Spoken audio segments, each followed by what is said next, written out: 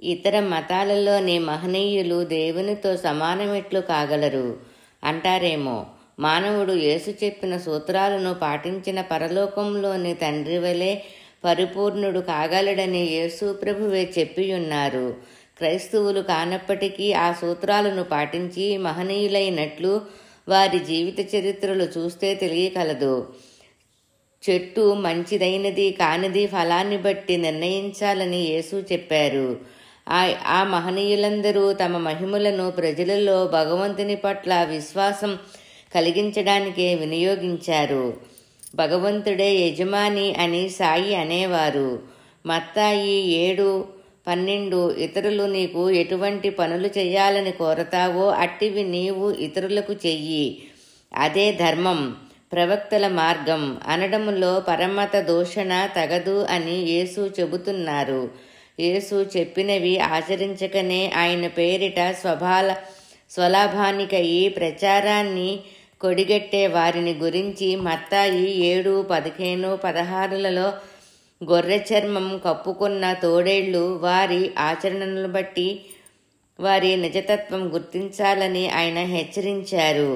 మత్తాయి 9:36-38లలో కాపరి లేక చెల్లా చెదురైన గొర్రెల వలె దారి తెన్ను కానని మానవాళిని చూచి కరుణార్థ హృదయులయ్యి యేసు తన శిష్యులతో, వంట సమృద్ధిగా ఉన్నది, పనివారే తక్కువగా ఉన్నారు, కనుక మీరు పనివారిని పంపవలసినదిగా దేవుని ప్రార్థించండి అని చెప్పారు.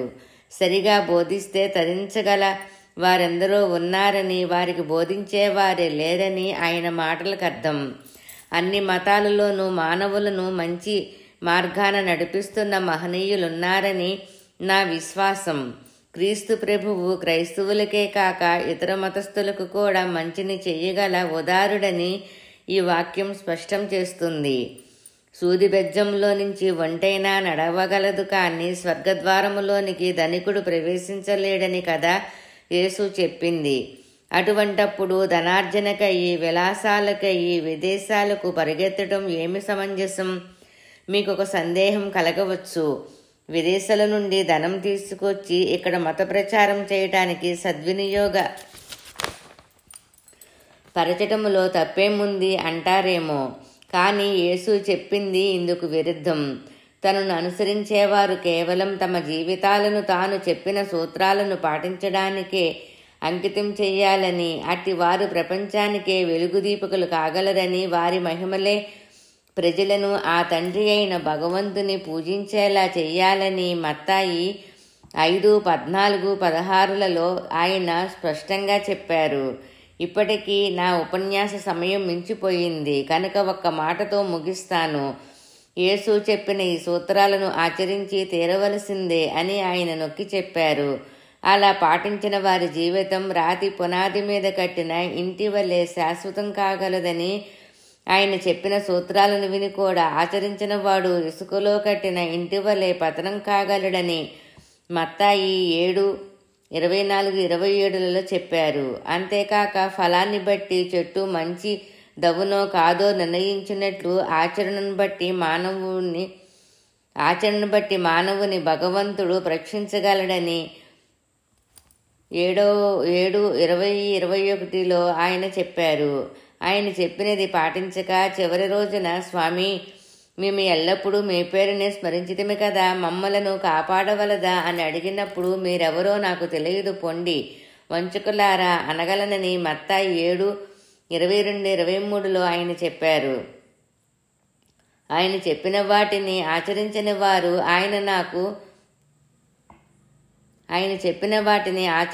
వారు ఆయన నామమహిమ వలన భవిష్యత్తు చెప్పినప్పటికీ, దయ్యములను పారద్రోలినప్పటికీ, మహిమలను చూపినప్పటికీ వారిని తాను అంగీకరించనని మత్తాయి 7:22లో చెప్పలేదా? కనుక యేసు చెప్పిన సూత్రాలను పూర్తిగా పాటించిన వారే నిజమైన క్రైస్తవులు. అట్టి క్రైస్తవులుగా మీరు రూపొంది ఆ దివ్య పురుషునికి, మన దేశానికి, మీకు కీర్తిని సంపాదించి పెట్టుదురుగాక.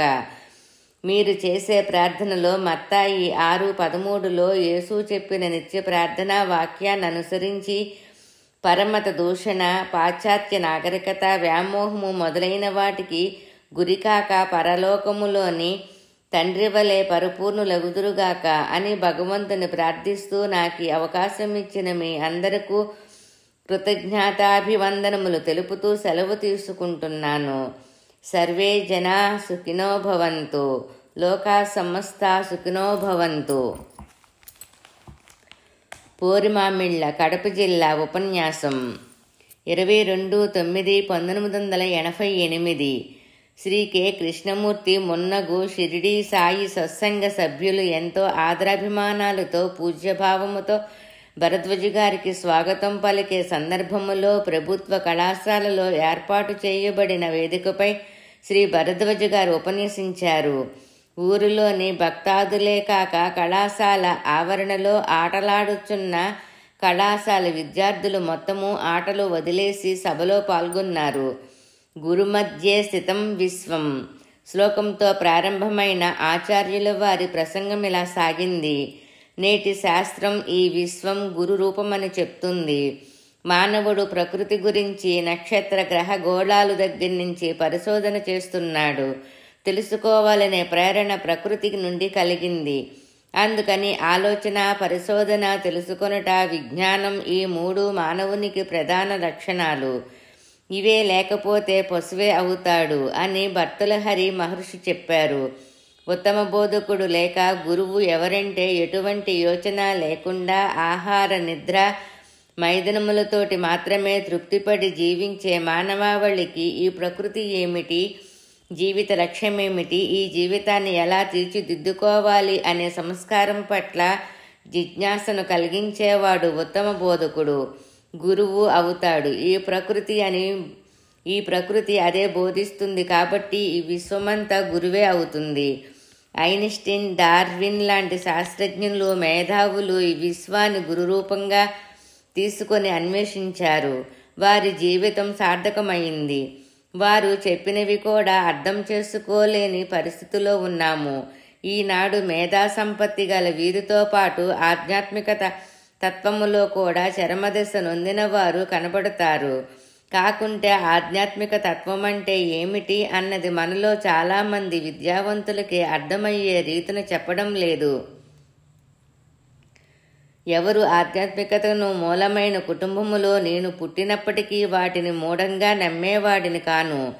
అన్నపు ముద్ద గురించి మా నాన్నగారిని ఇలా వృధా చేయటం ఎందుకు అని ప్రశ్నించాను. వినయంగా, కానీ లోపల ఏమీ చెప్పలేడని భావన. అందుకు వారు, మనమెంత తెలివైన వారమని అనుకున్నా పెద్దలకు మాత్రం ఒకటి తెలుసురా, ఈ అన్నం మన కడుపులోనికి వెళ్ళి ఆకలి తీర్చే ముందు ప్రకృతిలో ఎంత జరిగితే ఈ ఆహారం నోట్లోకి వెళుతున్నది అనేది చెప్తున్నది. ఆలోచనే లేని పశుప్రాయమైన జీవిగా బ్రతకకుండా ఆలోచన గల మనిషిగా బ్రతకమని మొదట హెచ్చరిక. కాబట్టి ఆ ముద్ద చేత పట్టుకొని దానికేసి ఆలోచించమన్నారు అని అందులోని ప్రతి మెతుకు ప్రకృతిలో మొదట జీవజాతిలో భాగంగా వృక్షజాతుల ద్వారా వచ్చాయి. వాటి సంతానానికి 2 గింజలు చాలు, మిగిలినవన్నీ మన కొరకే. సూర్యరశ్మిని, బొగ్గు పులుసు మొన్నగు వాటిని తీసుకొని ఆహారాన్ని తయారు చేశాక ప్రతి మెతుకు వచ్చింది. ఇది ఎంతోమంది శ్రమ చేశాక వచ్చింది. అవి ఒక గింజ, ఒక పండు మాత్రమే ఇస్తే మనమేమి తినేవాళ్ళం. అలాగే పశువులు వాటి దూడలకు మాత్రమే ఇస్తే మనమేమి పాలు, కాఫీ, టీలు త్రాగేవారం. కాబట్టి వాటి పట్ల, ప్రకృతి పట్ల, అన్ని జీవుల పట్ల కృతజ్ఞతగా ఈ అన్నపు ముద్ద పెడితే బయట జీవరాశులు తింటాయి కదా. ఆ మాత్రమైన నీలో మంచితనం, కృతజ్ఞత లేకపోతే ఎలా చెప్పు.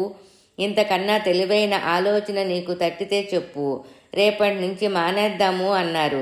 ఆ రోజు నాన్నగారు చెప్పిన సమాధానం గుండెలో బరిసిలా దిగిపోయింది. ఈరోజు కూడా ముద్ద నోట్లోకి వెళ్లే ముందు మనం ప్రకృతికి కానీ సమాజానికి కానీ ఏమైనా చేయగలుగుతున్నామా అని,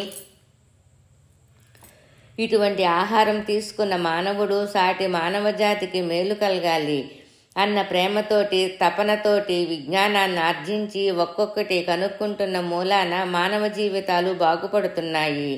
ఆనాడు వాడలా కష్టపడి చేయబట్టే కదా మనం ఇలా వాడుకొని సంతోషించగలుగుతున్నాము అన్న కృతజ్ఞత అయినా కలిగి ఉండడమే కలిగి ఉండటమే మానవత్వం. ఈ మానవత్వం అనే దాని యొక్క పరాకాష్ఠయే ఆధ్యాత్మికత. ఆత్మ అంటే సంస్కృతములో నేను అని అర్థం. ఆత్మజుడు అంటే తన బిడ్డ. ఆధ్యాత్మికత అంటే ఈ ఆత్మను గూర్చిన విజ్ఞానం, ప్రతివానిలో నేను నేను అని ప్రతివాడికి అనిపించే అనుభవం. అంటే జీవ చైతన్యం అని అర్థం.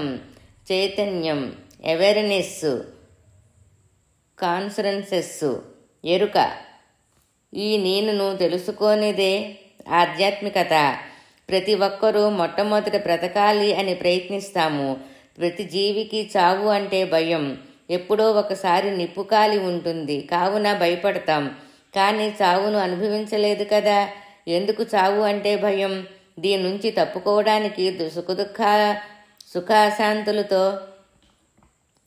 దీని నుంచి తప్పించుకోవడానికి సుఖశాంతులతో జీవించాలని ఇంద్రియ సుఖాలను కోరుకుంటాడు. దుఃఖమే లేని సుఖం వీలవుతుందనే భ్రమతోటే ఎన్ని కోరికలు తీరినా ఏదో కొరత వెలితి ఉంటుంది. జీవితంలో మన వారు పోతే 4-5 సార్లు దుఃఖిస్తాము. అపారమైన నష్టం వాటిల్లితే అప్పుడు మాత్రమే బాధలు పడతాము. కానీ నిజమైన దుఃఖం అంటే ఏమిటి అనేది బుద్ధుడు చెప్పాడు. ప్రపంచములో మహాధనిక దేశానికి అధ్యక్షుడుగా ఉండి వాడి దగ్గర నుండి అతి పేద దేశములోని పేదవాడి దగ్గర వరకు అందరినీ ఏడిపించుకు తినేది, ఉన్నదానితో అసంతృప్తి, లేని దేనికోసమో తపన, ఆశ. ఇదే మనిషి అంటే. జీవితం అంటే వాడికి తెలిసినా తెలియకపోయినా వాడి వెతుకులాట దీనికోసమే. ఆ వెతుకులాటకు సమాధానం ఆధ్యాత్మికత. ఈ అశాంతి తొలగిపోవటానికి బుద్ధుడు లాంటి మహాత్ములు చెప్పారు. భగవద్గీతాది గ్రంథాలు చెప్పాయి. ఎలాంటి లీలలు, అద్భుతాలుండవు. భౌతిక జీవశాస్త్రం ఏమి చెప్తున్నాయో దాని పరాకాష్ఠయే ఆధ్యాత్మికత. బుద్ధుడు ఆనందనేమి చెప్పాడు? జ్ఞానేంద్రియాల ద్వారా సుఖదుఖాలు కలుగును, అవే మనసులో కలుగును. కాబట్టి మనలో సుఖం కానీ దుఃఖం కానీ రావటానికి 6 ద్వారాలున్నాయి. మానవజాతి యావత్తుకు సుఖదుఖాలు వాటి ద్వారానే వస్తున్నాయి. కోటీశ్వరుల నుండి ఏమీ లేని వాటి వరకు ఎంత ఉన్నా ఇంకా ప్రాకులాడేవాడే. ఆ దుఃఖము అందరిలో ఉండి దాని నుండి ఒక్క క్షణము కూడా నివృత్తిలో లేము. మనము విడివడలేము. మనిషికి నివృత్తే లేకపోతే రేపటి దాకా ఎందుకు బ్రతకాలి అని అనిపిస్తుంది. బుద్ధుడు సుఖశాంతులను గూర్చి చెప్పాడు. గాఢంగా ఉన్న నిద్రలో ఎవడికి అసంతృప్తి ఉంది ఆలోచించమన్నాడు. 6 ద్వారాలు మూతపడ్డా శాంతిగా సుఖంగా నిద్ర వస్తుంది అంటే 6 తలుపుల్లోంచి వచ్చేది కాదు, అంటే నీలోనే ఉందన్నమాట. ఇది ఆధ్యాత్మికత మొదటి సూత్రం. అప్పుడు ఆనందుడు అడిగాడు, అయితే ఆనందం మనలోనే ఉంటే మెలకువలో ఎందుకుండదు? అంటే మానవుడు తొట్టి వంటి వాడు. మనసు అందులోని నీరు. ఆ నీరు నిశ్చలంగా ఉంటే అడుగు శుభ్రంగా కనిపిస్తుంది. ఆ అడుగు నీలో ఉన్న సుఖశాంతులనుకో. ఈ మనసు అనేది నిశ్చలంగా ఉంది కనుక గాఢ నిద్రలో అందులోంచి నీలో ఉన్న సుఖశాంతులు స్వచ్ఛంగా కనబడుతున్నాయి. అందుకని ప్రతివాడికి తనలోనున్న శాంతి అనుభవం అవుతుంది. కాన ఆధ్యాత్మికతలో ఏదో పొందటం, సాధించటం ఉండదు. సైకిల్ త్రొక్కేది నేర్చాక అటు ఇటు పడకుండా ఎలాగైతే వెళ్తుంటామో అలాగే మనలో దాగి ఉన్న సుఖశాంతుల్ని మరవకుండా ఉన్నాయని గుర్తించటం నేర్చుకుంటాము. ఇది ఆధ్యాత్మికత. పూజలు, దేవతలు,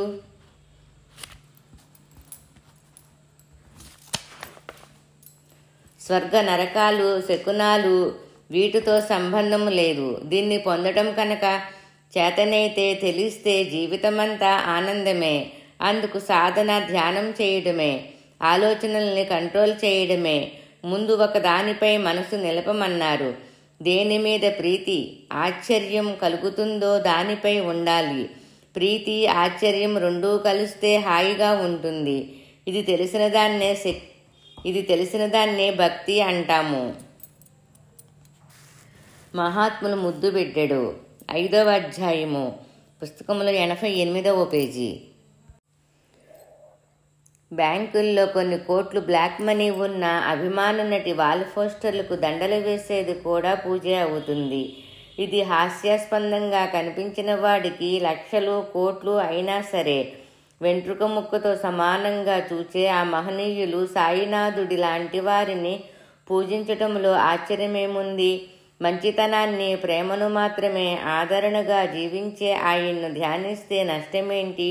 పూజిస్తే తప్పేమిటి? ప్రేమ ఆశ్చర్యాన్ని ప్రేరేపించగల వ్యక్తిని గురువు అంటారు. సుఖశాంతులు ఆయన దగ్గర కలుగుతుండబట్టే లక్షలాది జనం ఆయన దగ్గరకు వెళ్ళగలుగుతున్నాను. దానికోసం తాను ప్రతి ఫలాన్ని కోరింది లేదు, విశ్రాంతి కోరింది లేదు. మనం ఇలా ఉండగలమా? ఏ ఊరు అని అడిగితే మన అందరిది ఒకే ఊరు అని, ఏ మతం అంటే మన అందరి మతం ఒక్కటేనని, అందరిది ఒకే కులం అని చెప్తుంటే ఆయన వద్దకు వచ్చే కులాల, మతాల, పార్టీల రొంపిలో ఉన్నవారికి మాటల అర్థం, భావం, విలువ ఏమి తెలిసి చస్తుంది? వారిని కూర్చొని చూస్తుంటే చాలనిపించేది. ఇది భగవాన్ రమణ మహర్షి, రామకృష్ణ పరమహంస మొన్నగు ఆధ్యాత్మిక పురుషుల్ని చూస్తే తెలుస్తుంది. వారి దగ్గర కూర్చుంటే బాగుంటుంది. ఒక్కొక్కరు వారి దగ్గరకు చేరారా, వచ్చిన వారి కష్టాల్లో ఆయన భాగం పంచుకున్నారు. ఒకరోజు వర్షములో చెట్టు క్రింద తడిసిపోయాడు. ఇది చూసి, అయ్యా మనమెంతో సహాయపడే ఈయన ఇలా వర్షములో తడిసిపోయాడే అని మానవత్వం వారిలో కలిగింది. అదే వారి మహిమ. మసీదులో కూర్చోబెట్టారు కాబట్టి ముస్లిం అన్నారు. ఆయనకంటూ ఇల్లు, స్థలం లేదు. నా మిత్రుడు అనేవాడు, నాకు స్థిరాస్తి ఉందని. ఎక్కడ అంటే 6 అడుగుల స్థలం చచ్చాక ఉండేందుకు రిజర్వ్ చేయించా అని. అలా 58 సంవత్సరాలు షిరిడీలో ఉండిపోయారు. అప్పటికే ఆయనను చూడటానికి కొన్ని వేల మంది జనాలు అలా వచ్చేవారు. ఒక మనిషి వచ్చి నమస్కారం చేస్తూ ఉండగానే వాడి గురించి, వాడి పెద్దల గురించి, వాడి సమస్యలు, వాడి మనసులో ఉన్న ఆలోచనలు సర్వము ఆయనకు తెలుసు అన్న విషయం తెలిసేది. ఒక్కోసారి ఆ మనిషి రాకముందే వాడి గురించి మాట్లాడేవారు. హరిశ్చంద్రగుట్టపై ఎండలో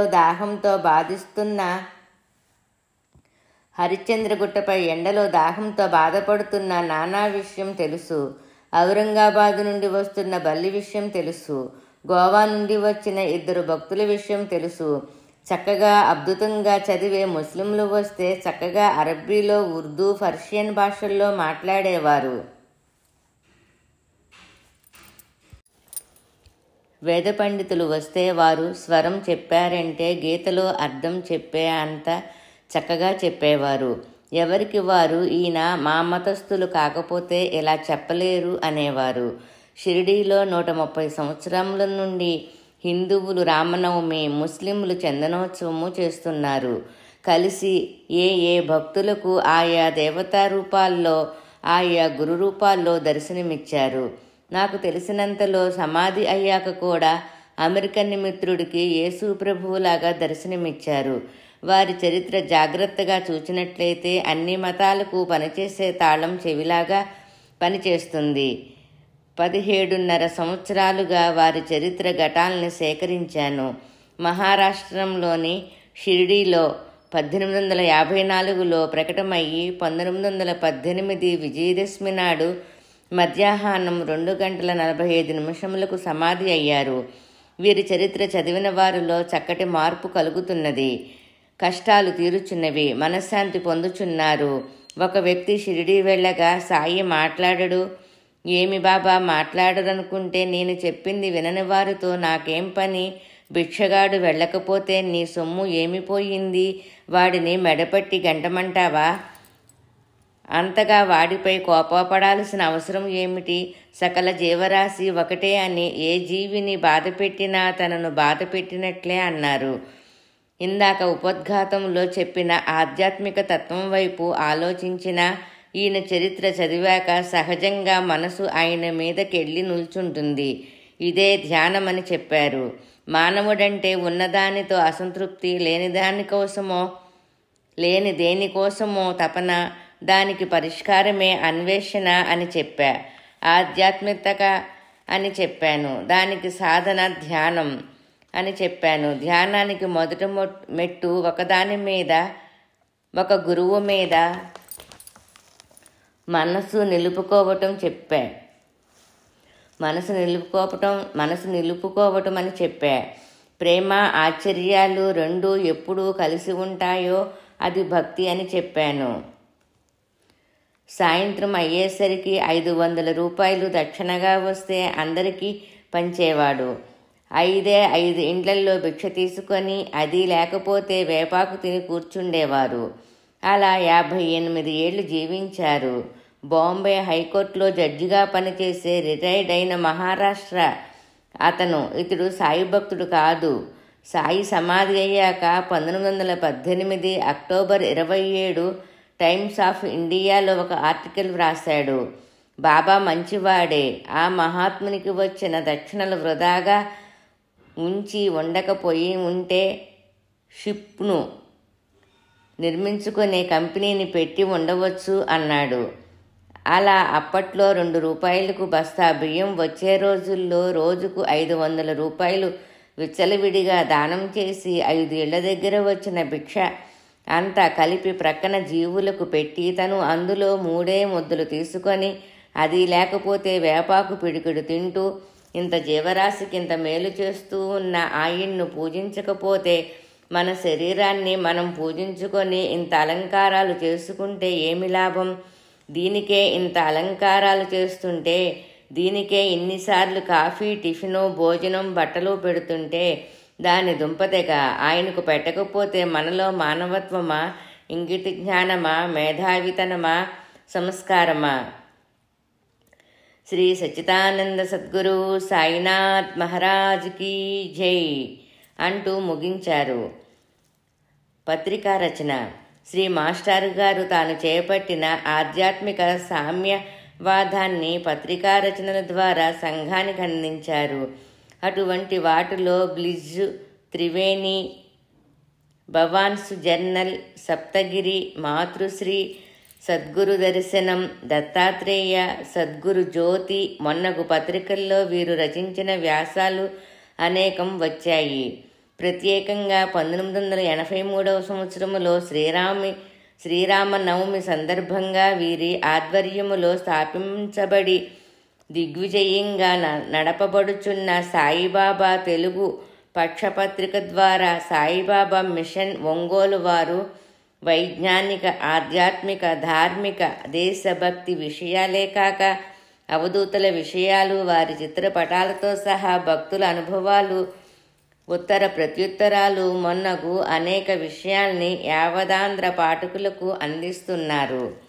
ముఖ్యంగా శ్రీ మాస్టారు దత్త సంప్రదాయాన్ని, ఆ సంప్రదాయానికి చెందిన సాయినాథుని జీవిత ఘట్టాలను, అవధూతల మహాత్ముల విషయాలను, సందేశాలను వారి చిత్రాలతో సహా వారి వారి జయంతి ఆరాధనల సందర్భంగా తెలియచేయటం ఒక ప్రత్యేకత. ఇలాంటి ఆధ్యాత్మిక పత్రిక దొరకటం దుర్లభం. ఉదాహరణ, జనవరి మాసంలో అవధూత రామిరెడ్డి తాత హజ్రత్ ఖాన్ సాహెబ్, ఫిబ్రవరిలో శ్రీ పాకలపాటి గురువు ఆరాధన, మార్చిలో ఏప్రిల్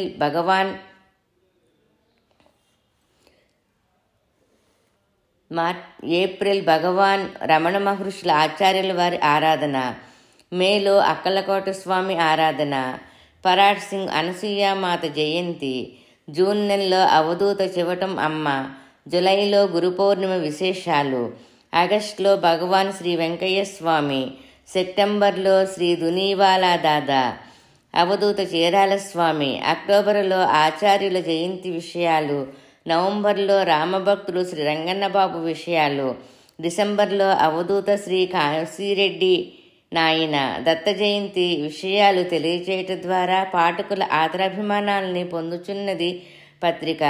అంతేకాక Sankranti, Sri Rama Navami, Krishnashtami, Christmas, Easter, Ramzan, Bakrid, Samvatsaradi, August 15 స్వతంత్ర దినము, జనవరి 26 రిపబ్లిక్ దినము ఇలాంటి విషయాల్ని పాఠకులకు అందిస్తూ ఉత్తమ ఆధ్యాత్మిక సంప్రదాయాన్ని నెలకొల్పి సంఘములో, దేశములో నైతిక స్థాయి పెంపొందించుటకు తమ వంతు కృషి చేస్తున్నారు సాయిబాబా.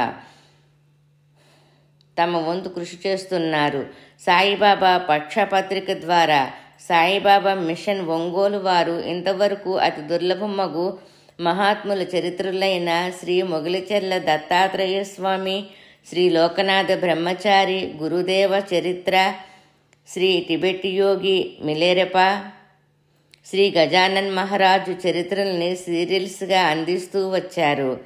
శ్రీ నిత్యానంద, శ్రీ ప్రకాశానంద అనే ఇద్దరు జ్ఞానస్వరూపులకు మహాత్ములు భక్తులతో అప్పుడప్పుడు చేసిన ప్రసంగాలు, సంభాషణలు ముముక్షువులకు అత్యంత ఉపయోగకరమైన విషయాలు వార్తాలాపం శీర్షిక క్రింద 1984 నుండి సీరియల్గా నేటికి ప్రచురించబడుచున్నారు. శ్రీ మాస్టర్ షిరిడీ సాయి మందిర్ ఒంగోలులో ప్రవచించిన క్యాసెట్స్ ప్రసంగాన్ని ఉన్నదున్నట్లు శ్రీ విసి వెంకటేశ్వర్లు పుత్తూరు గారు వ్రాసి పంపగా మాస్టర్ గారు చెబుతున్నారు అనే శీర్షిక క్రింద సెప్టెంబర్ 1991 సంవత్సరం నుండి సీరియల్గా ప్రచురింపబడింది. భక్తాగ్రేసరులు శ్రీ బివి నరసింహస్వామి, శ్రీ కేశవయ్యజీ, శ్రీ రాధాకృష్ణ స్వామి, శ్రీ శివనేశన స్వామి వారి గురించిన విషయాలు, రెడ్ హిల్స్ స్వామియార్, శ్రీ అరవింద అవధూత దొంతులమ్మ బందరు, శ్రీ గుంటూరు నల్లమస్తాన్ బాబా, శ్రీ మాస్టర్ సివివి, శ్రీ మోహోర్ బాబా, శ్రీ కంచి కామకోటి పీఠాధిపతులు, శ్రీ చంద్రశేఖర సరస్వతి స్వాములు, శ్రీ మాణిక్యేశ్వర మాత మొన్నగు మహాత్ముల విషయాలు పత్రిక ద్వారా అందిస్తున్నాము. పత్రికలో గమనించదగ్గ మరొక ముఖ్య విషయము సాయి సూక్తులకు ఆచార్యులు వారిచ్చిన వ్యాఖ్యానము. ఆచార్యవాణి ఉదాహరణకు కొన్నిటిని చూద్దాం. సాయి సూక్తి: అడ్డుగోడ కొలదోస్తే అదే చాలు. ఆచార్యవాణి: అందరిలోనూ సాయినాథుడే ఉన్నాడన్న భావన కలిగి ఉండాలి. సర్వజీవ స్వరూపుడుగా సాయి తన భక్తులకు ఎన్నో అనుభవాల్ని ప్రసాదించారు. సాటి వారి మీద రాగద్వేషాల్ని వహించటం వల్ల అందరిలోనూ సాయి ఉన్నారనే గుర్తింపు కొరవడుతుంది. మనలోని రాగద్వేషాల్ని తొలగించుకోమని, అందరిలో తనను చూడమని పై బాబా సూక్తి మనల్ని హెచ్చరిస్తుంది. సాయి సూక్తి: నువ్వు నిశ్చలంగా కూర్చో, అవసరమైనదంతా నేను చేస్తాను, నిన్ను చివరకంటూ గమ్యం చేరుస్తాను. ఆచార్యవాణి: నిశ్చలంగా కూర్చో అంటే అది నిష్క్రియతను బోధించదు. మన కర్తవ్యాన్ని, ధర్మాన్ని అంతరంగిక కోరికలతో, కర్మ ఫలాపేక్షతో చెలించకుండా నిర్దిష్టంగా చెయ్యాలి. కార్యదీక్ష, ప్రతిఫలం పట్ల నిర్లిప్తత కలిగి ఉండాలి. సాయి సూక్తి: మనల్ని భగవంతుడు ఎలా సృష్టించాడో అలాగే తృప్తిగా ఉండాలి. ఆచార్యవాణి: బ్యాంకులో మనము దాచుకున్న డబ్బు మనము డ్రా చేసుకొని తెచ్చుకున్నందుకు సంతోషించవలసిన పని లేదు. అదేవిధంగా బ్యాంకులో రుణం తెచ్చుకొని చెల్లించవలసి వచ్చినప్పుడు దుఃఖపడవలసిన పని లేదు. దైవ ప్రసాదంగా మనకు లభించిన దానితో జీవించి జీవితాన్ని సద్వినియోగం చేసుకోవాలనే బాబా సూక్తి. తృప్తి పడడం నీవు నేర్చుకోవాలే కానీ అది వేరే ఏ విధంగా తీరేది కాదు. సాయి సూక్తి: వేశ్యతో ముద్దులాట తగదు. ఆచార్యవాణి: వేశ్య తన వద్దకు వచ్చిన విటుని తనను వదిలిపెట్టకుండా ఉండేందుకు విటునికి మద్యము, జోదము మొదలైనవి అలవాటు చేసి తనకు బానిసను చేసుకుంటుంది. అలాగే మహిమలు ప్రదర్శనకు లోనైన సాధకుడు తన కీర్తిని, ఆడంబరాన్ని, గొప్పతనాన్ని చాటుకోవడానికే తన సాధనా బలాన్ని ఖర్చు చేసుకుంటాడు కానీ ఆత్మజ్ఞానాన్ని పొందడానికి ప్రయత్నించడు. పై విషయాలే అతని ఆధ్యాత్మికత నుంచి ప్రక్క మార్గము పట్టించి భ్రష్టత చెందిస్తాయి. అందుకనే శ్రీ సాయి క్రూర మృగాలనే సిద్ధులకు జడిసి ఆత్మానందము అనే గుహలో దాగుకొని సురక్షితంగా మార్గము దాటెను అని సెలవిచ్చారు. సాయి సూక్తి: అసూయను జయించు, అది చాలా సులువు. ఆచార్యవాణి: తనను గురించి కాక సాటివారిని గురించి ఆలోచింపచేసేది ఈ అసూయ. అలాంటి ఆలోచన వల్ల మనసు ద్వేషభావనకే అలవాటు పడుతుంది. అందరిలోనూ సాయి ఉన్నారనే సత్యాన్ని మరుగుపరుస్తుంది. ఈ ద్వేషభావం వలననే సాయి అంతటి మహనీయుని పొందిన చెన్నబసప్ప, వీరభద్రప్పులకు హీనజన్మలు తప్పలేదు. అందుకనే మొదటగా అసూయను జయించమన్నారు శ్రీ సాయి.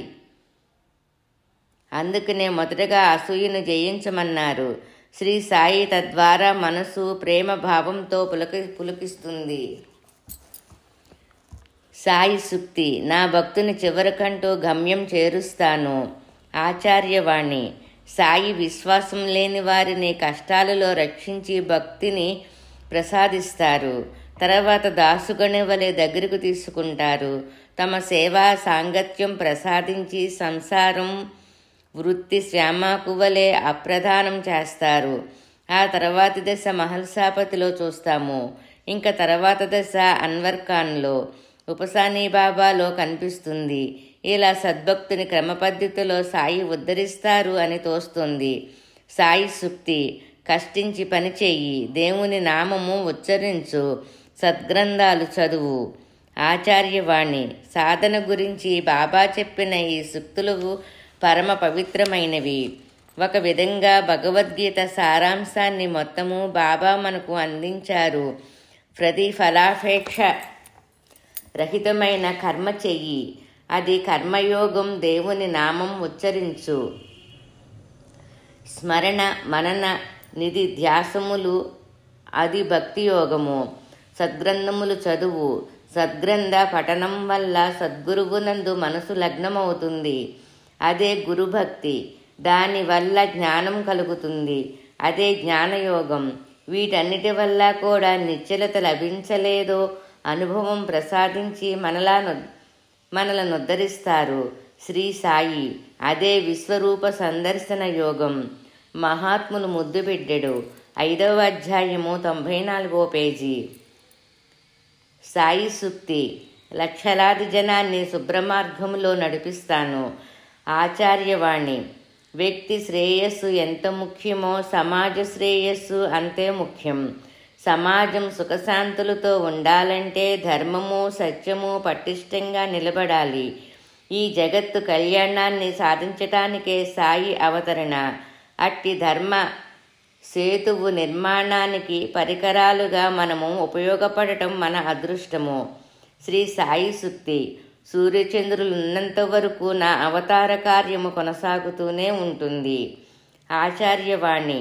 ఈ కాలానికి మార్పునే సాయి ఆధ్యాత్మికత రంగంలోకి తెస్తున్నారు. సద్గురువును గుర్తించి సేవించి అనుగ్రహం పొందడానికే గురుచరిత్ర పారాయణ సర్వలో సంఘటితం కావటానికి సాయిబాబా జీవిత చరిత్ర పారాయణ వేదప్రోక్తమైన వ్యక్తి ప్రాధాన్యత లేని ఆధ్యాత్మికతను నిర్దిష్టమైన సిద్ధాంతంగా రూపొందిస్తూ పురాణ ఇతిహాస సిద్ధాంతముల పద్ధతిని అనుసరించి చరిత్ర పారాయణ విధానాన్ని అందిస్తున్నారు. ఇదే సాయి చెప్పిన సనాతన నూతన ఆధ్యాత్మిక సిద్ధాంతం. సాయి సూక్తి. నా సమాధి నుండి కూడా నేను నా కర్తవ్యం నిర్వహిస్తాను. ఆచార్యవాణి. జీవన్ముక్తులు ప్రళయంలో కూడా నశించరని యోగవాసిష్టం ఆదిగా గల గ్రంథాలు చెబుతుంటే పూర్ణ పరబ్రహ్మ స్వరూపి అయిన బాబాకు మరణమెలా సంభవం? ఆయన ఎన్నటికీ నిత్యసత్యలే. ముంగిట్లో రెక్కల కట్టుకొని వచ్చి వాలే శాంతి పావురం మన సాయిబాబా పక్షపత్రిక. హృదయమనిడి తలుపు వద్ద సాయి మాస్టారు నదుయొడగుడుచు తట్టుచుండు సకల విధముల తలుపు తెరిచి చేర్చుకోండి ఆనందంతో. అతడిచ్చును మనకేమో తృప్తి శాంతులు. శ్రీ సాయి ఏమి చెప్పారో వాటిని ఎలా ఆచరించి చూపాలో ప్రతి ఒక్కరికి తెలియచేయడమే సాయిబాబా పక్షపత్రిక లక్ష్యం. ఇట్టి సాయి ధర్మ ప్రచార యజ్ఞములో ప్రతి ఒక్కరూ పాల్గొనటం శ్రేయస్కరము. మందిర నిర్మాణం. సత్సంగాలతో ప్రారంభించిన నిరంతర పారాయణ నామస్మరణతో పునీతమైన స్థలంలోనే సాయి మందిర నిర్మాణాలు జరగటం శ్రేయస్కరమంటారు శ్రీ భరద్వాజ. సత్సంగాల ద్వారా హృదయాల్లో సాయినాథుని పట్ల భక్తి ప్రేమలు పెంచుకున్న పిమ్మటే అందరూ కలిసి సాయి మందిరం నిర్మించుకొని అందులో నిత్యము 4 షిరిడి ఆరతులు పారాయణ సత్సంగం భజన జరుగుచున్నట్లు చూచుకుంటూ ఉచిత వైద్యం, గ్రంథాలయం మొన్నగు సేవా కార్యక్రమాలు ప్రజలకు అందించాలన్నదే వీరి ముఖ్యోద్దేశం. పారాయణ భక్తి లేకుండా, హృదయ సంస్కారం లేకుండా కమిటీలు ఏర్పడి చందాలు ప్రోగు చేసి ధర్మకార్యాలు చేయక మందిర నిర్మాణాన్ని చేపట్టడం వలన లాభమేముంటుంది? వాస్తవానికి వేదకాలములో ప్రత్యేకించి గుళ్ళు గోపురాలు లేవని మహాత్ములు అడిగిడిన సంచరించిన స్థలాలే దివ్యక్షేత్రంగా వెలుగొందుతాయని తెలుస్తున్నది. కానీ పెద్దలు పిల్లలు నిత్యపారాయణ ప్రార్థనల ద్వారా ప్రతి ఇల్లు ఓ మందిరంగా మలుచుకోవాలి. పూర్వము దైనందిన కార్యక్రమం ప్రతిదీ దైవస్మరణతో మొదలయ్యి ఆ భావంతోటే నిర్వహించేవారు. రాను రాను అది లోపించినందున కనీసం వారానికో నెలకోసారి మొక్కుబడి మాదిరి దేవాలయానికి వెళ్లే పరిస్థితి వచ్చింది. ఏది ఏమైనా దేవాలయాలన్నీ దైవాన్ని ఆరాధించి సర్వత్రా సర్వ జడ జీవ రూపాలలో ఆ దైవమే నిండి ఉందని ఆ భావాన్ని ఉపసించడానికి, తద్వారా స్మృతి పొంది సామాజిక సుఖశాంతులకు దోహదం చేయడానికే ఏర్పడ్డాయని చెప్పుకోవాలి. మన సంస్కృతికంతటికి ఆటపట్టైన ఆధ్యాత్మిక జీవితానికి మూల స్తంభాల వంటివి దేవాలయాలన్నది మరిచిపోరాదు. మహాత్ములు ముద్దుబిడ్డడు 5వ అధ్యాయము 95వ పేజీలో మందిర నిర్మాణాలు అన్న పేర చాలా ముఖ్యమైనది. మీరు మళ్ళీ ఒకసారి వినటమో చదువుకోవటమో చెయ్యండి. శ్రీ సాయి అందరికీ ఆదర్శప్రాయంగా వ్యవహరించారు. అన్నేళ్ల పాటు ద్వారకామాయిని ఎలా నిర్వహించారో చూస్తే ఆలయాలు ఎలా నిర్వహించాలో మనకు అర్థమవుతుంది. జాతి కుల మత విచక్షణ లేక సర్వమానవులు ద్వారకామాయికి వచ్చి ప్రార్థనలు పూజలు పారాయణలు సద్గ్రంథ పఠన మహనీయుల సేవ వారి బోధనలు శ్రవణం చేయటం మన కష్టసుఖాల్ని వారికి చెప్పుకొని ధర్మం ప్రకారం ఆచరించడం సంకీర్తనలు అన్నదానం సహపక్తి భోజనాలు ఇలా ఆధ్యాత్మిక వికాసానికి సమాజ ఐక్యతకు తోడ్పడే పనులే నిరంతరం జరుగుతుండేవి. ఒకరి మధ్య ఒకరికి విభేదాలు అక్కడ తలెత్తలేదు. ఈ రీతినే శ్రీ సాయిబాబా మందిరాలను నిర్వహించుకోవాలి. శ్రీ మాస్టారు గారు విద్యానగర్, కలచేడు, ఒంగోలు, ముచ్చాలంపాడు మున్నగు చోట్ల సాయి మందిరాలను నిర్మింపచేశారు. వీరు సాయి మందిరాల్లో శ్రీ సాయితో పాటు శ్రీ దత్తాత్రేయుల వారిని ప్రతిష్ఠించారు. ఒంగోలుకు షిరిడీ నుండి 1989 జనవరిలో అద్భుత రీతిలో దుని తీసుకువచ్చి దుని స్థాపన చేశారు. అచ్చటి నుండి రాష్ట్రంలోని పలు సాయి మందిరాలు దుని తీసుకువెళ్లి స్థాపించుకొనుటకు వీలు కలిగించారు. గ్రంథరచన సాధించేటంతవరకు సంఘానికి తెలపకు, సాధించిన మరుక్షణం సంఘాన్ని మరువకు అన్నట్లు శ్రీ భరద్వాజ తాను కనుగొన్న సత్యాన్ని తనవరకే గిర్రు గీసుకొనక మానవాళి శ్రేయస్సు పెన్నీజ్ మ్యాగ్నెటీ ఇన్వెస్ట్మెంటుగా భావించి సాగించిన వచన రచన సాహిత్య సాగర మదనములో జనించిన కల్పవృక్షాల్లాంటి అష్టాదశ పురాణాల్లాంటి మహాత్ముల ఆధ్యాత్మిక సత్వన్వేషణ సాధన గ్రంథాలివే. ఏది నిజం మతమెందుకు, విజ్ఞాన వీచికలు, శ్రీ సాయి లీలామృతము, సాయిబాబా ది మాస్టర్, శ్రీ గురుచరిత్ర తెలుగులో ఆంగ్లంలో, శ్రీ సాయినాథ ప్రబోధామృతము, శ్రీ సాయి సన్నిధి, శ్రీ దత్తావతార మహత్యం, పరిప్రశ్న, సత్సంగం, భజన, సాయినాథ పూజా విధానం, షిరిడి హారతులు, షిరిడి క్షేత్ర దర్శనం, శ్రీ అక్కలకోట స్వామి చరిత్ర తెలుగు ఆంగ్లం, voice of the mother, Sri Hazrat Tajuddin Baba చరిత్ర, శ్రీ టిబెట్ యోగి మిలేరిపా నేను దర్శించిన మహాత్ములు, శ్రీ పాకలపాటి గురువుగారు, రాకిడీ బాబా, శ్రీ అవధూత చీరాల స్వామి, శ్రీ ఆనందమాయి, శ్రీ అవధూత వెంకయ్య స్వామి, ధ్యానయోగ సర్వస్వం. 23 పుస్తకాలు. 50 ఏళ్లుగా సేవించిన అబ్దుల్ బాబా లాంటి శిష్యులు, లక్షలాది మంది భక్తులు, వారిని పూజించి సేవించిన వారుండగా నాకు శిష్యులను చెప్పుకోదగ్గ వారొక్కరూ లేరని బాబా చెప్పారు. అలాంటప్పుడు నాలాంటి వారు చేసే కృషి ఏపాటిదో అని భావించిన భరద్వాజ గారు తన మేనులోని ప్రతి రక్తపు బొట్టును, ప్రతి ఆలోచనను సాయితత్వ ప్రచారానికే వెచ్చించి నిష్ఠా సబూరులతో రచించిన గ్రంథాలివి.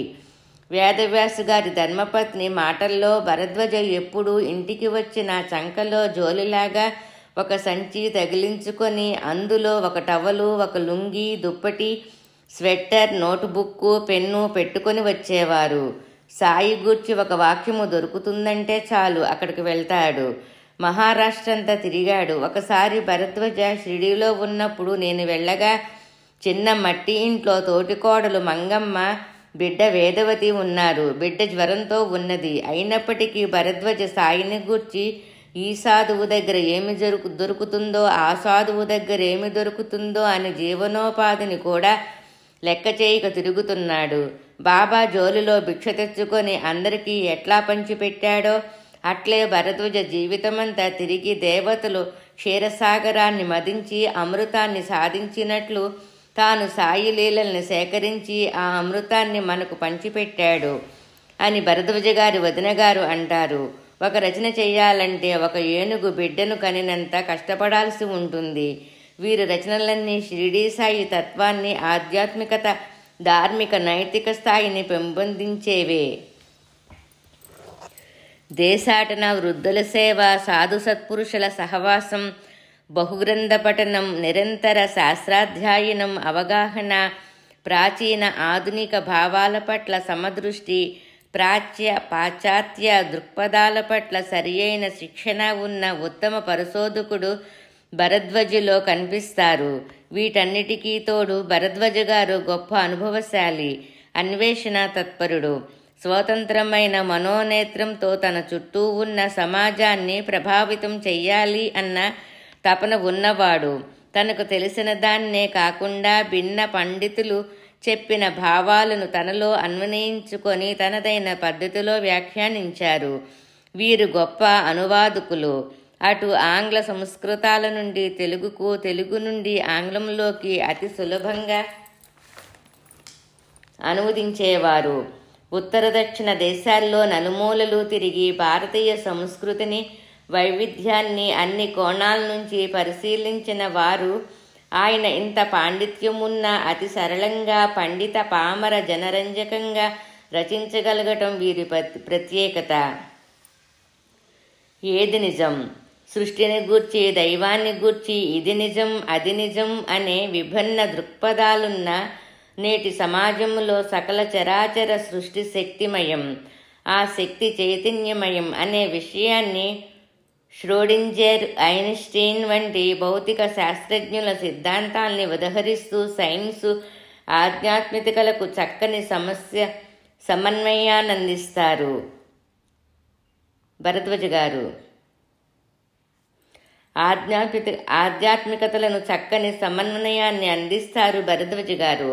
తన అన్వేషణలో సమాధానపడ్డ విషయాల్ని, ఆత్మతత్వాన్ని వైజ్ఞానికంగా, సహేతుకంగా కళాశాల విద్యార్థులకు, విద్యావంతులకు అందించిన ప్రప్రథమ సత్వన్వేషణ వ్యాస సంపుటి. మతం ఎందుకు? చర్చిలు, మసీదులు, దేవాలయాలు మాత్రమే మతం కాదని, మానవాళికి భవిష్యత్తుంటూ ఉంటే అది మహాత్ములు, జ్ఞానులు చెప్పే నైతిక సూత్రాల్లోనే ఉంటుంది అని, మానవుని వ్యక్తిగత సామాజిక సమస్యల పరిష్కారం స్వచ్ఛమైన ఆధ్యాత్మికత ద్వారానే పొందవచ్చునని సహేతుకంగా వివరించిన గ్రంథం విజ్ఞాన వీచికలు. ఆధునిక భౌతిక, రసాయనిక, జీవ, మనస్తత్వ, సామాజిక శాస్త్రాలు కేవలం భౌతిక నాస్తిక వాదాన్ని ఎలా తప్పని నిరూపిస్తున్నది, ఆధ్యాత్మిక వాదాన్ని ఎలా బలపరుస్తున్నది. రష్యా, అమెరికా వంటి దేశాల్లో జరుగుతున్న ఆధ్యాత్మిక పరిశోధన విషయాల్ని మరియు 71 మంది శాస్త్రవేత్తల గ్రంథాలను పరిశీలించి అందించిన అద్భుత విజ్ఞాన గ్రంథం 1981వ సంవత్సరంలో వెలువడ్డ ఈ గ్రంథములో బలవంతంగా రుద్దే ఏ సిద్ధాంతమైనా అది నిలబడదు అన్న భరద్వాజ గారి వ్యాఖ్యలు ఎంతైనా గమనించదగ్గవి. యువకులు, విద్యావంతులు తప్పక పఠించదగ్గ గ్రంథం. వీరు సమాజంలో 5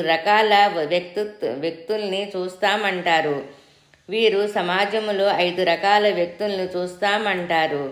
ఆస్తికతను గుడ్డిగా నమ్మి ఎట్టి అన్వేషణ, యోచన చేయక మతాచారాలను పాటిస్తూ జీవించేవారు కొందరు.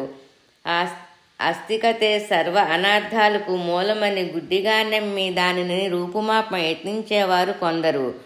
జీవితానికి ఏ గమ్యము లేకుండా పాశవికంగా బావిలో కప్పవలే జీవించేవారు కొందరు.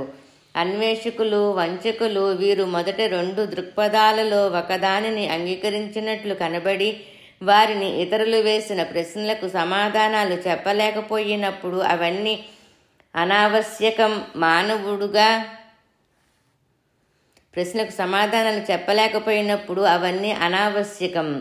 మానవుడుగా మన కర్తవ్యం చేసుకుపోతే చాలు అన్న ప్రచన్నమైన 3వ దృక్పథాన్ని వల్లించి పరోక్షంగా 2వ దృక్పథాన్ని అనుసరించేవారు. ఈ 5 రకాల వారిలో అన్వేషకుడు మాత్రమే నిజమైన మనోవికాసాన్ని చెందుతున్న మానవుడు అంటారు భరద్వాజ. 5వ అధ్యాయము మహాత్ములు ముద్దుబిడ్డడు. 5వ అధ్యాయము 99వ పేజీ.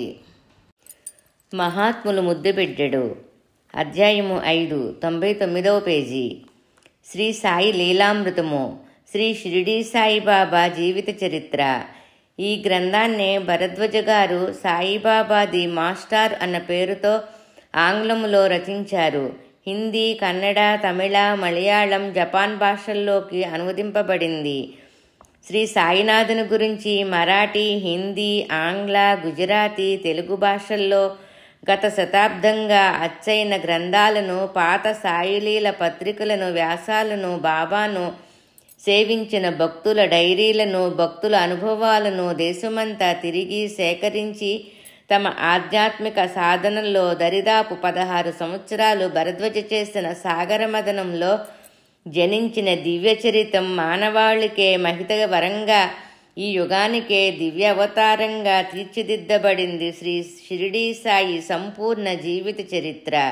ఈ గ్రంథ విషయ సేకరణలో శ్రీ శివానేశ్వర స్వామి ఎంతగానో తోడ్పడ్డారు. శ్రీ సాయిని గూర్చి సాయి భక్తులు శ్రీ హేమత్ పంతు మరాఠీలో, శ్రీ బివి నరసింహస్వామి ఆంగ్లంలో, శ్రీ బాపట్ల హనుమంతరావు, శ్రీ వేమూరి వెంకటేశ్వర్లు, శ్రీ పత్తి నారాయణరావు తెలుగులో రచించిన గ్రంథాలుండగా దీని ప్రత్యేకత ఏమిటి?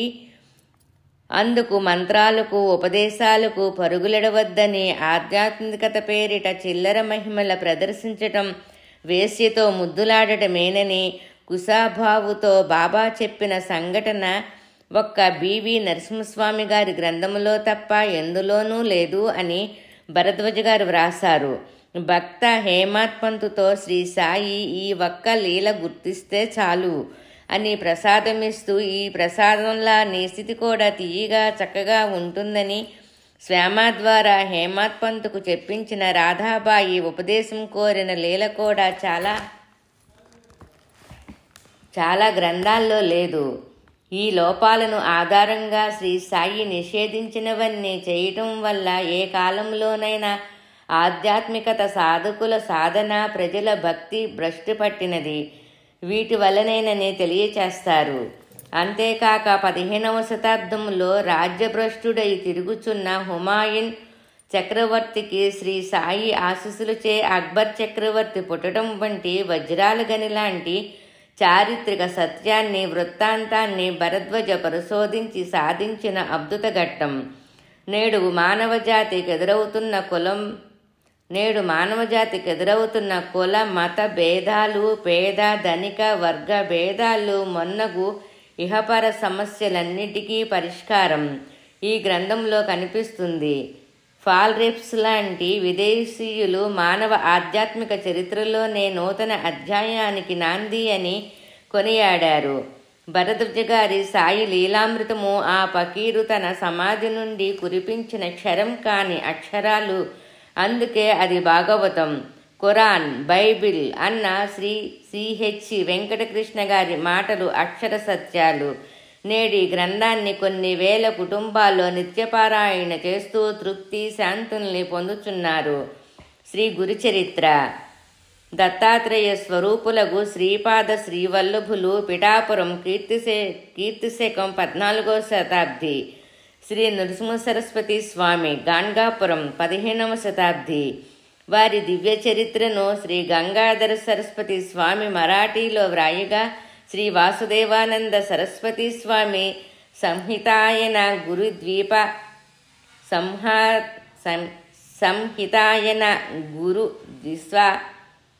సంహితాయన గురుద్విసాహస్రి అన్న పేరుతో సంస్కృతములో రచించారు.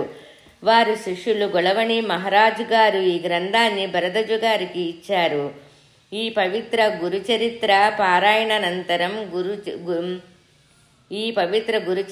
పారాయణానంతరం భరద్వాజ గారు స్వప్న దర్శనం ద్వారా తన గురువు సాయినాథుడు అని తెలుసుకొని అంతటి అద్భుత గ్రంథాన్ని ఆంధ్రీకరించి ఆంధ్రులకు అందించారు. ఆ గ్రంథమే శ్రీ గురుచరిత్ర. నాయనలారా మీకు సకల శుభాలు ప్రాప్తించుగాక. నాయనలారా మీకు సకల శుభాలు ప్రాప్తించుగాక. నలుగురు ఒక్కచోట చేరి మా చరిత్ర పారాయణ చేసేవారు, అందులోని స్తోత్రాలు పఠించేవారు, నామ సంకీర్తన చేసేవారు మా ప్రీతికి పాత్రులవుతారు. మా కథామృతగానం చేసేవారింట్లో 4 పురుషార్థాలు సిద్ధులు నిత్య నివాసం చేస్తాయి. జీవితాంతం అష్టైశ్వర్యాలు, అటు తర్వాత ముక్తి సిద్ధిస్తాయి అని శ్రీగురుడు అభయప్రదానం చేశారు. అందుకే శ్రీ గురుచరిత్ర సాయిబాబా చరిత్ర 2 కనులు వంటివి, సూర్యచంద్రులు వంటివి అంటారు శ్రీ భరద్వాజ. శ్రీ సాయినాథ ప్రబోధామృతము. సద్గురు సాయినాథుడు మన్మగర్భమైన సూక్తుల ద్వారా, లీలల ద్వారా, తమ ఆచరణ ద్వారా, ప్రతి కదలిక ద్వారా, మందహాసము ద్వారా ప్రసాదించిన ప్రబోధాన్ని భరద్వాజ గారు తమ అనమాన సాధనతో, ధ్యానంతో ఎన్నో విలువైన సాధన రహస్యాలను, ధార్మిక విషయాలను మనకు అందించు వాటిని భగవద్గీత, ఖురాన్, బైబిలుతోనూ సమన్వయం చేశారు. సకల జీవులకు శ్రేయస్కరమైన రీతిన మన జీవితాలను సంస్కరించుకోవడమే కదా సాయి బోధించిన మార్గమంటారా ఆయన. సాయి ఆచరణలో చూపిన సత్యాన్ని విస్మరించేవారు సాయి భక్తులెలా కాగలరంటారు. భారతంలో గీత వంటిది, బైబిల్లో నర్మన్ ఆన్ ది మౌంట్ వంటిది, మనిషి గుండె వంటిది. ఈ గ్రంథం సాయి జీవిత చరిత్రకు, సాయి చరణాలపై మాస్టారు ఇచ్చిన దివ్య పుష్పమి రచన. శ్రీ సాయి సన్నిధి. వేదవ్యాసుడు వేదాలను విభజించి పురాణాలను ఎన్నో రచించినా లోకానికి ఇంకా ఏదో తెల్పాలనే తపనతో భాగవతం అందించడం జరిగిందని పేర్కొన్నారు. అదేవిధంగా ఆధ్యాత్మికంగా ఈ లోకానికి తాను అందించాల్సిన విషయాలను అందించానని, చివరగా భాగవతం లాంటి శ్రీ సాయి సన్నిధి గ్రంథాన్ని రచించడం జరిగిందని వివరించారు. ఈ గ్రంథములో సాయిని సేవించిన మహల్సాపతి, శ్యామ, తాత్య, నానా చందోర్కర్, హేమత్ పంతు, దాసుగణు, లక్ష్మీబాయి షిండే, రాధాకృష్ణమాయి మొన్నగు 27 మంది భక్తుల అనుభవాలను వారి కుటుంబ సభ్యుల ద్వారా, స్నేహితుల ద్వారా వారి అనుభవాలను వారి డైరీల ద్వారా సేకరించి రచించబడినదే ఈ సాయి సన్నిధి అని తొలి మాటల్లో తెలియచేస్తారు. సర్వజోద్యమ నాయకులైన బాలగంగాధర తిలక్, వారి సన్నిహితులైన జగదీశ్వర భీష్మ, దాదాసాహెబ్ కపర్దే, ఫీర్ జేషా మోహత, కాకాసాహెబ్ దీక్షితులు సాయి సన్నిధిలో పొందిన దివ్యానుభూతిని ఈ గ్రంథంలో వివరిస్తారు.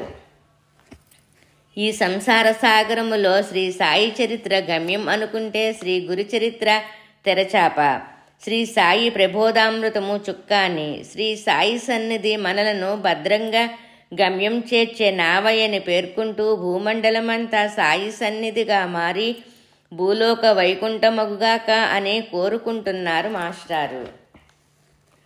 తొలి పలుకుల్లోనే ఇట్లు భరద్వాజ అంటూ స్థలము మీరున్న చోట 1988లోనే తమ నిజస్థితిని వ్రాతపూర్వకంగా భరద్వాజ గారు మానవాళికి తెలియచేసిన అద్భుత విషయమున్నది ఈ గ్రంథంలోనే. మహాత్ములు ముద్దుబిడ్డడు 5వ అధ్యాయము 102వ పేజీ. శ్రీ దత్తావతార మహత్యం. ఈ పేరా ముఖ్యమైనది. కలియుగములో దత్తావతారులకు శ్రీపాద శ్రీవల్లభులు 14వ శతాబ్ది పిఠాపురం, శ్రీ నృసింహ సరస్వతి స్వామి గాణగాపురం 15వ శతాబ్ది, శ్రీ మాణిక్య ప్రభువులు 18వ శతాబ్ది హుమ్నాబాదు, శ్రీ అక్కలకోట స్వామి 18వ శతాబ్ది అక్కలకోట గాణగాపురం, శ్రీ షిరిడీ సాయి 20వ శతాబ్ది షిరిడి. క్షేత్రాల ప్రాశస్త్యం, వారి చరిత్రలు, ఆయా క్షేత్రాల్లో క్షేత్రాలను దర్శించడానికి మార్గాలను వివరిస్తూ ఆయా స్థలాల్లో పాటించవలసిన విధానాలను వివరించిన గ్రంథం. పరిప్రశ్న. నైతిక శాస్త్ర విషయాలపై సాధకులు, భక్తులు, ఆర్తులు, జిజ్ఞాసువులు అడిగిన ప్రశ్నలకు సమాధానాలు ఇందులో లభిస్తాయి. మనం స్థిరంగా ఉండాలంటే ఏం చెయ్యాలి? అసూయ ద్వేషాలతో నిండిన ఈ సంఘంలో మానవుడు ఆధ్యాత్మికంగా పురోగమించడం సాధ్యమా? దేవుడంటే ఎవరు? ఎలా ఉంటారు? సాయిబాబానే ఎందుకు పూజించాలి? గొలుసు ఉత్తరాలు, పూనకాలు నిజమేనా? రోజు ఉడికే అన్నం పాత్రలో చేయి పెట్టినా కాలనది ఎక్కడో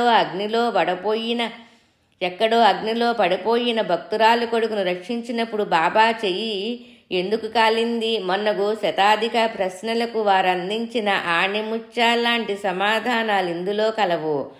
శ్రీ సాయినాథ పూజ ఎందుకు, ఎలా చెయ్యాలి అంటూ పిల్లల పట్ల ప్రేమ కొద్దీ తల్లిదండ్రులు అన్నీ సమకూర్చి ప్రేమను వ్యక్తపరిచినట్లే దైవం పట్ల ప్రేమను భక్తి వ్యక్తపరచుకోవటంలో పూజ ఒకటి అని భరద్వాజ్ గారు వివరిస్తారు.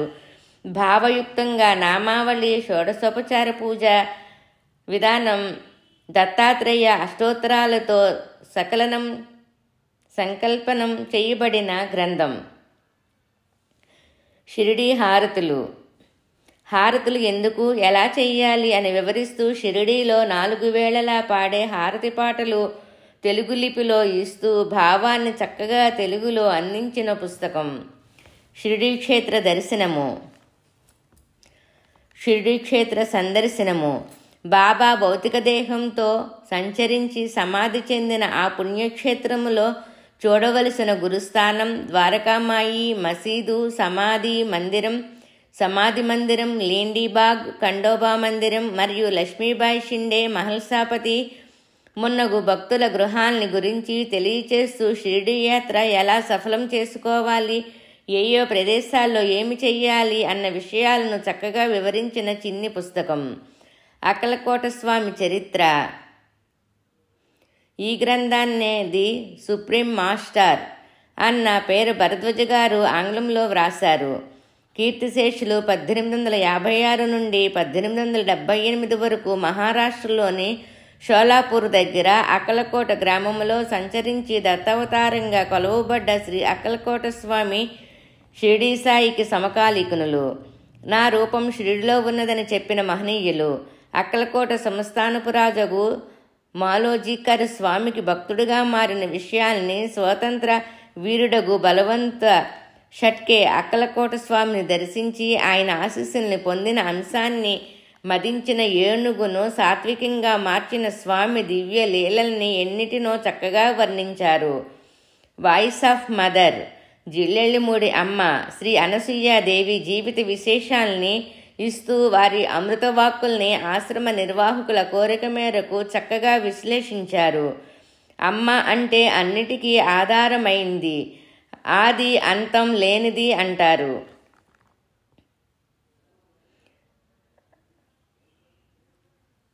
అంతరాలు లేని ఆంతర్యమే దైవం. తిథులు. సంసారంలో మనం ఉండవచ్చు, మనలో సంసారం ఉండరాదు. సంసారములో మనం ఉండవచ్చు, మనలో సంసారం ఉండరాదు. తిథులు విధిని మార్చలేవు, గుర్తే గురువు, ఇష్టం లేనిదే కష్టం. ఇటువంటి అమ్మ చెప్పిన ఆధ్యాత్మిక సూక్తిరత్నాల్ని అందించిన గ్రంథం. శ్రీ హజరత్ తాజుద్దీన్ బాబా ముస్లిం వంశములో జన్మించి 1861 నుండి 1925 నాగపూరులో తిరుగాడిన గొప్ప ఔలియా అవధూత. ఔలియా అంటే అవధూత అన్నమాట. దివ్య చరిత్ర ఇది. వీరు మిలిటరీలో పనిచేస్తుండగా ఆధ్యాత్మిక శక్తులు పొంది ఔలియాగా మారిన వీరిని మహిమకు ముగ్ధులయ్యి నాగపూర్ చీఫ్ కమిషనర్ కర్నూల్ వంటి ఎందరో బ్రిటిషు ఆఫీసర్లు సాష్టాంగ ప్రణామాలర్పించారు. వీరు సమాధి చెందిన రోజు అనగా 1925 ఆగస్టు 17న సంతాప సూచకంగా అన్నట్లు ఈత్వర నగరంలోని పాండురంగని ఆలయములో రుక్మిణీదేవి పాండురంగస్వామి విగ్రహాలు సంతతధారగా 12 గంటల పాటు కన్నీరు కార్చిన సంఘటనలను తెలియచేస్తారు భరద్వాజ గారు. మహాత్ములు ముద్దుబిడ్డడు 5వ అధ్యాయము 104వ పేజీ.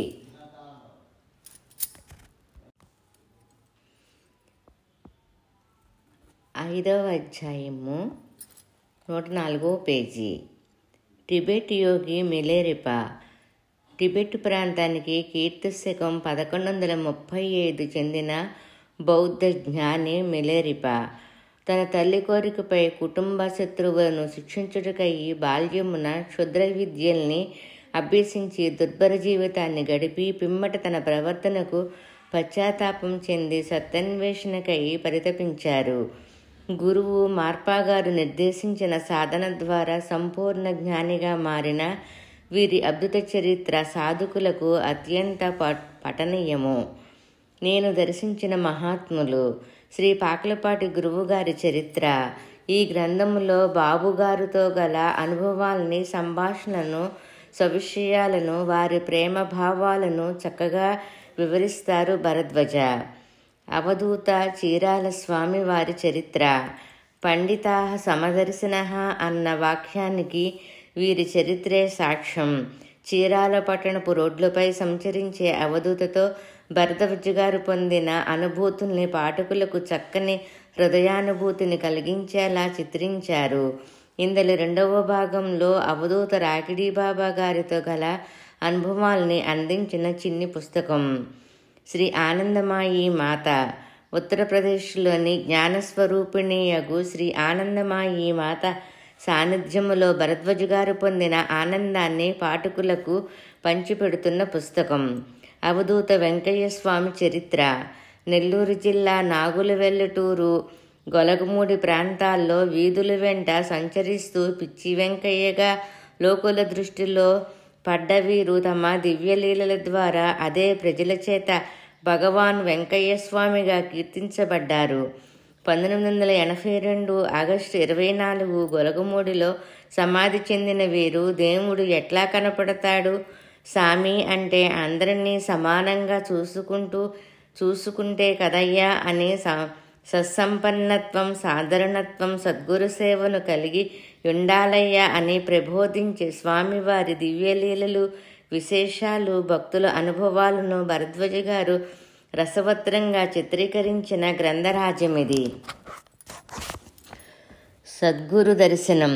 శ్రీ భరద్వాజ ఆధ్వర్యంలో షిరిడీ సాయి మందిరం ప్రారంభోత్సవ సందర్భంగా మార్చి 12, 1981 విద్యానగర్ సద్గురు దర్శనం పేరుతో, దత్తాత్రేయ పేరుతో ఆంగ్లమున విడుదలైన సావనీరులో మహర్షులు, యోగుల, యోగినుల జీవిత విశేషాలను వారి చిత్రపటములతో సహా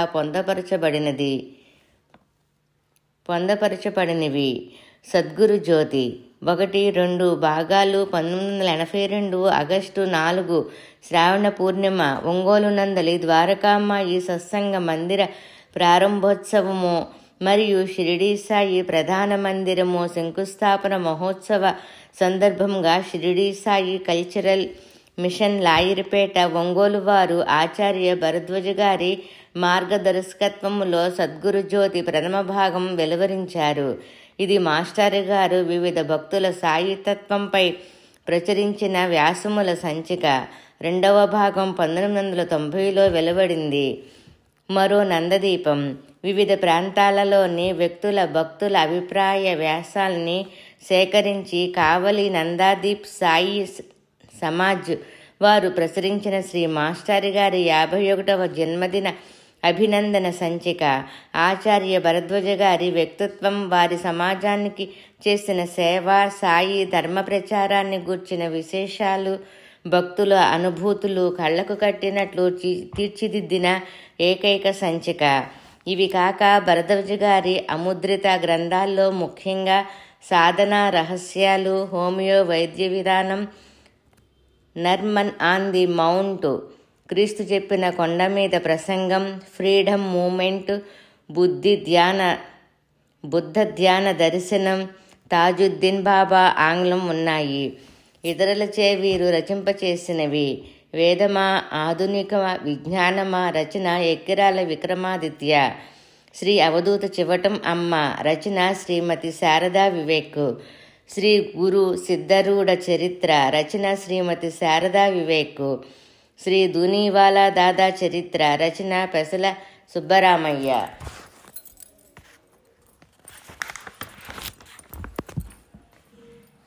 శ్రీ భరద్వాజ గ్రంథాల్లో ప్రత్యేకత: భరద్వాజ గారు పురాణాల గాథల జోలికి పోలేదు. ప్రాంత, కుల, మత భేదాలను పాటించక ఆయా చోట్లకు వెళ్ళి ఆయా వ్యక్తుల్ని కలిసి విషయ సేకరణ చేసి ప్రత్యక్షంగా పరిశోధించి నిగ్గుతేల్చి సమకాలీన సాధు సత్పురుషుల జీవితగాథల్ని రుజువులతో సహా అందించారు. వీరు బహుగ్రంథాల్ని పఠించారు. షిరిడీ దర్శనానంతరం 1600-1700 మహాత్ముల చరిత్రలను చదివినట్లు వీరు కలచేడు సత్సంగ ప్రసంగములో తెలియచేశారు. విజ్ఞాన వీచికలు అన్న గ్రంథ రచనకు 71 మంది శాస్త్రజ్ఞుల గ్రంథాలను పఠించినట్లు చెబుతారు. ప్రమాణం లేనిదే తానే విషయం చెప్పలేదని, వ్రాయలేదని అనేక ఉపన్యాసాల్లో చెప్పేవారు. అందుకేనేమో వారి ప్రతి గ్రంథము ప్రామాణికమై బాసిల్లుతున్నది. బాబా చరిత్రపై అప్పటికే వచ్చిన గ్రంథాన్ని విమర్శించక సాయి లీలామృతము గ్రంథాన్ని ఉత్తమోత్తమంగా తీర్చిదిద్దారు. ఉదాహరణ: బాబా పత్రిగ్రామంలో జన్మించటము, ఫకీరుకు ఒప్పగించబడటము, తర్వాత సేలు గ్రామంలోని వేంకుస అనే గురువుకు అప్పగించబడి వారిచే సర్వశక్తులు పొంది షిరిడి చేరారన్న కథకు ఆధారమెక్కడా లేదని అంటారు. శ్రీ సాయికి పుట్టికే లేదని ప్రామాణికంగా ఆధారాలతో తన సాయి లీలామృతం గ్రంథములో నిరూపిస్తారు. యేసుక్రీస్తు, రామకృష్ణ పరమహంస వలె ఎక్కువ ఉదాహరణలతో, పోలికలతో, అలంకారాలతో క్లిష్టములగు ఆధ్యాత్మిక విషయాన్నైనా అరటిపండు వలిచి చేతిలో పెట్టినట్లు రచించుట వీరి నేర్పరితనము. ఉదాహరణ: భక్తి, జ్ఞానం, వైరాగ్యం, యోగం, ధ్యానం వీటికి గల సంబంధాలను గూర్చి ఆధ్యాత్మిక జీవనమును కారుకు భక్తియే పెట్రోలు, జ్ఞానమే స్టీరింగు, వైరాగ్యమే బ్రేకు, యోగమే ఇంజన్, ధ్యానంతో కారు కదలడము సద్గురువు మార్గము, పరమార్థము, లక్ష్యము, సాత్విక బుద్ధే డ్రైవింగు. వీటిలో ఏది లోపించినా ఆధ్యాత్మిక కుంటుబడుతుందంటారు మాస్టారు. ఈ పేర చాలా ఇంపార్టెంట్ అన్నమాట. 106వ పేజీ 3వ పేర. ఆధ్యాత్మికత ధ్యానం మానవుని నిష్ఠేయుని చెయ్యదు. ఎలా అంటే సైకిల్ తొక్కడం నేర్చాక మాట్లాడుతూ త్రొక్కినట్లు జీవితం ఆధ్యాత్మికతలో భాగంగా జీవితంలో ఆధ్యాత్మికత భాగం కాక కొనసాగుతుందంటారు. బాబా వద్దకు భక్తులు కళాఖండ పలుకు వద్దకు చేమలు చేరినట్లు చేరేవారని, పేద బ్రాహ్మణుడికి బాబా ఇచ్చిన పొట్లం సాయి పైకి ముస్లింలా కనిపించినట్లు ఆ పొట్లం మాంసపు పొట్లంలా కనిపించిందని, నీరు దైవం అనుకుంటే అందులోని అలలు జీవులు అని పోలుస్తారు.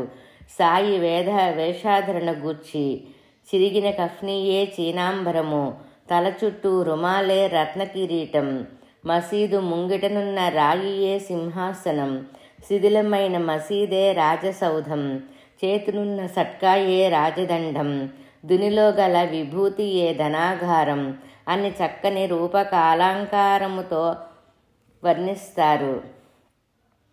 భాషతో నగ్నతను పాటిస్తారు భరద్వాజ. వారు అవధూతల మార్గానికి చెందుటచే భాషలో నగ్నతను పాటిస్తారు భరద్వాజ.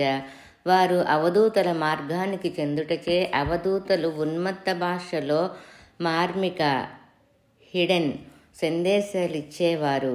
వారి భాషలు ఈనాటి కృత్రిమ నాగరిక సభ్య సమాజానికి ఏమరుగు లేకుండా అలాగే అందించటంలో భరద్వాజ గొప్ప సాహసాన్ని ప్రదర్శించారు.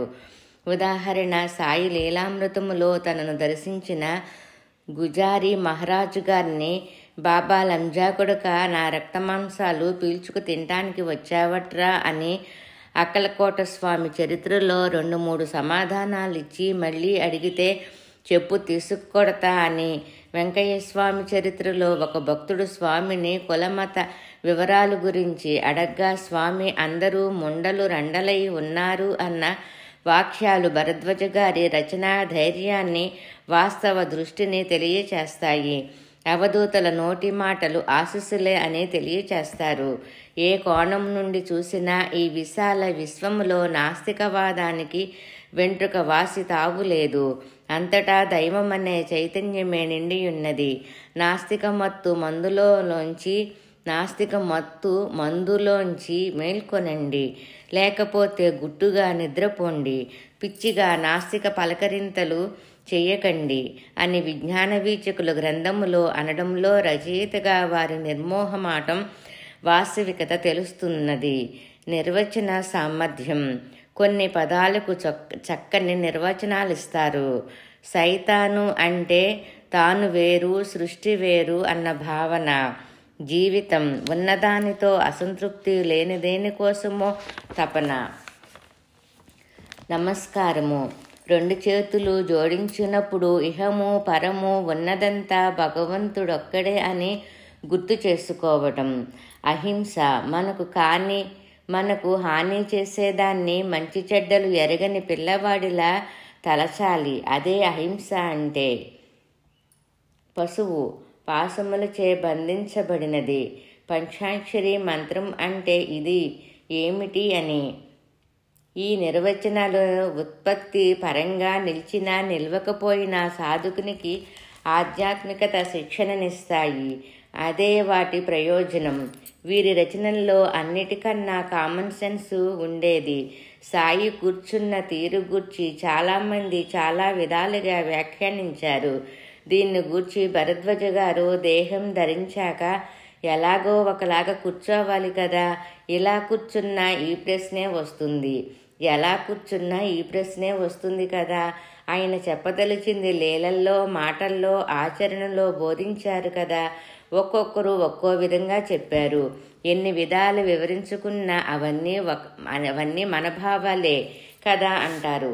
సాయి చరిత్ర పారాయణ చేస్తూ వారి చెప్పినట్లే చేయడం కదా ముఖ్యం అంటారు భరద్వాజ. భరద్వాజ గారి గ్రంథాలన్నీ ప్రముఖ పత్రికలు దేశీయుల విదేశీయుల ప్రశంసలు అందుకున్నవి.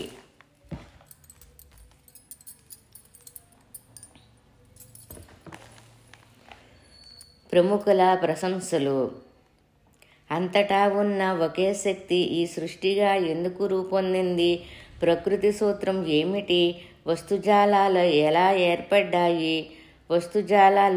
ఏర్పడ్డాయి మొదలైన అంశాలన్నీ భౌతిక శాస్త్రరీత్యా అందరికీ అర్థమయ్యేటట్లు చర్చించబడ్డాయి. రచయిత వెలుబుచ్చిన అభిప్రాయాలు హేతువాదానికి నిలుస్తాయి. ఇదే రచయిత ఇలాంటి పరిశోధనా గ్రంథాలను మరికొన్ని ప్రచురిస్తారని ఆశిద్దాం. ప్రసూన ఆంధ్రప్రభ, ఆదివారం 25/6/72.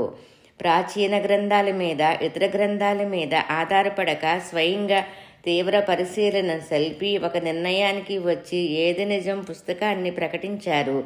ఇందలి వ్యాసాలు నవీన సిద్ధాంతాలతో సరళ భాషలో ఉంటూ నవీన వాతావరణంలో ఆగమ్య మార్గాన పోతున్న యువకులకి గ్రంథం కనువిప్పుగా ఉంటుంది. ఆంధ్రప్రభ వారి పత్రిక. శ్రీ ఎక్కిరాల భరద్వాజ గారికి ఈ విధంగా ఆత్మతత్వాన్ని వైజ్ఞానికంగా నిరూపించే ప్రయత్నములో 40 ఏళ్లుగా ఉన్నాను. కొన్ని విషయాలు వ్రాయగలిగాను, కానీ ఇంత సమగ్రంగా సహేతుకంగా నిరూపించలేకపోయాను. Vasantha Venkata Rao. Research officer, Telugu academy, Himayat Nagar, Hyderabad.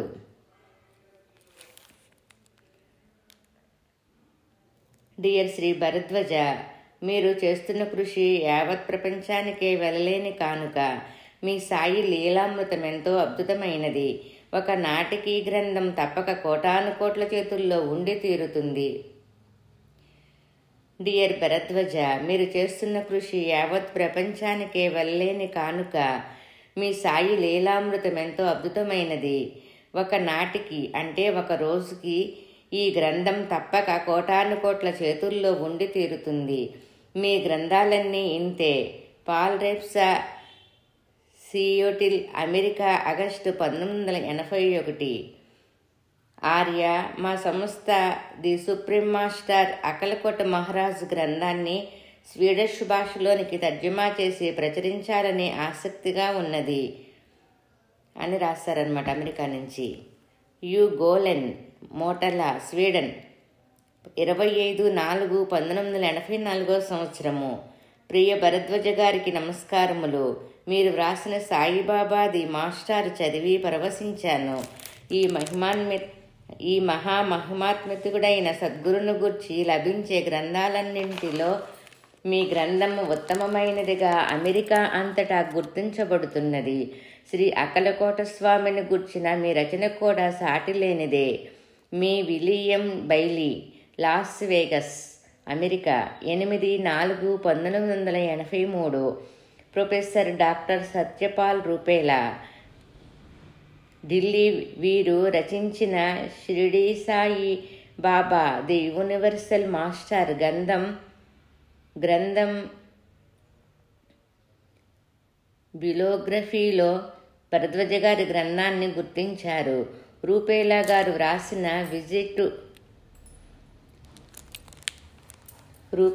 వ్రాసిన why to researches say on the Shirdi Sai Baba అను మరొక గ్రంథములో భరద్వజ గారు సాయిబాబాది మాస్టర్ గ్రంథములోని విషయాలు ప్రమాణపూర్వకంగా ఉన్నాయని చక్కగా ప్రశంసించారు. The life and teaching of Saibaba of Shirdi Sai గ్రంథములో ఇటాలియన్ రచయిత రిగోపోలిస్ సాయిబాబాది మాస్టర్ భారద్వాజ గారి గ్రంథాలను గుర్తించారు. సప్తగిరి నావాణి, విశాఖపట్నం, ది మొటీన్ పాత, రమణాశ్రయం, అరుణాచలం మొన్నగు మాసపత్రికలలో భరద్వాజ గారి గ్రంథాలపై సమీక్షలు వచ్చాయి.